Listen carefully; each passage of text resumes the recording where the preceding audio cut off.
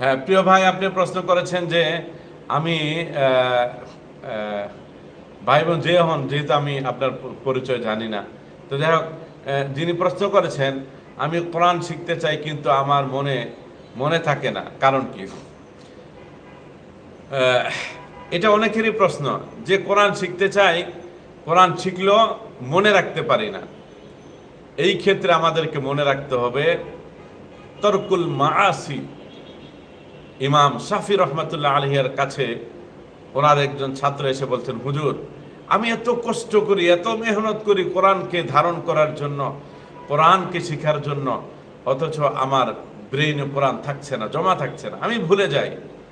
তখন ইমাম শাফি রহমাহুল্লাহ তিনি বলেছেন যে এটা তুমি ধারণ করতে পারবে, জমা রাখতে পারবে, স্মৃতিপটে এটা ধরে রাখতে পারবে।